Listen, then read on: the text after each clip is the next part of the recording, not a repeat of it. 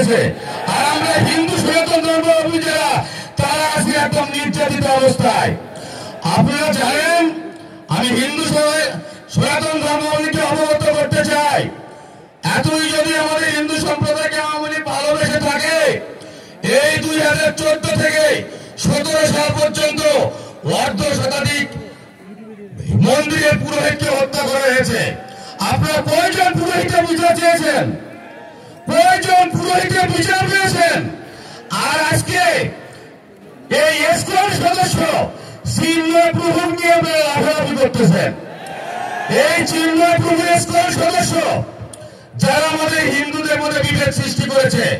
আপনারা উত্তরবঙ্গে YouTube search দিয়ে দেখতে পাবেন, রায়ন চক্রবর্তী শুভ তার সঙ্গে এই ইউনিয়ন এই ইসকন সদস্যদের কত বাক বিতণ্ড হয় বা হয়ে আসছে। আমাদের সনাতন ধর্ম সৃষ্টি হইতে শ্রাদ্ধ ছিল, এই শ্রাদ্ধের মধ্যে বিভেদ সৃষ্টি করেছে, পূজা পার্বণে বিভেদ সৃষ্টি করেছে। আর আজকে তার পিছনে আপনারা লাফালাফি করেন। আর যারা হিন্দু সম্প্রদায়ের পুরোহিত ব্রাহ্মণ মারা গেল, তা নিয়ে তো আপনারা কোনোদিন আন্দোলন করেন নাই। আমি আপনাদেরকে সচেতন করতে চাই, এখন আর আওয়ামী লীগ নেই।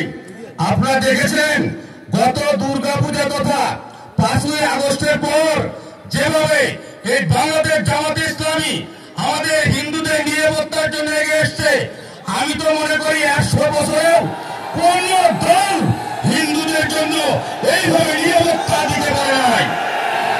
এই দৃষ্টিকোণে ইতিপূর্বে আমাদের পূজা পার্বণ ধর্মীয় অনুষ্ঠান করতে গিয়ে পুলিশের অনুমতি নিতে হচ্ছে, পুলিশ পাহারা দিতে হচ্ছে। এইবার আমাদের কোন মন্দিরে পুলিশের প্রয়োজন হয় নাই।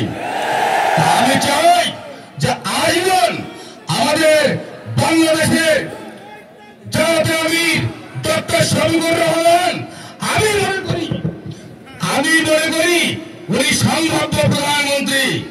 উনি যদি এই দেশের দায়িত্ব পেয়ে যায়, আমরা আজীবনের জন্য কোন নির্যাতিত হব না। আমাদের কোন ধর্ম অনুষ্ঠান করতে গিয়ে কোন পুলিশ নিরাপত্তার প্রয়োজন হবে না। আমি আসুন আমরা দল মত ধর্ম বর্ণ নির্বিশেষে এই 5টি বছরের জন্য ডক্টর শফিকুর রহমানকে আমরা প্রধানমন্ত্রী করে বাংলাদেশকে বিশ্বের মধ্যে একটা মডেল দেশে রূপান্তরিত করব। এই বলে আমি আমার সংক্ষিপ্ত বক্তব্য শেষ করছি। আপনারা সবাই আমার জন্য দোয়া আশীর্বাদ করবেন, আমিও আপনাদের জন্য দোয়া এবং আশীর্বাদ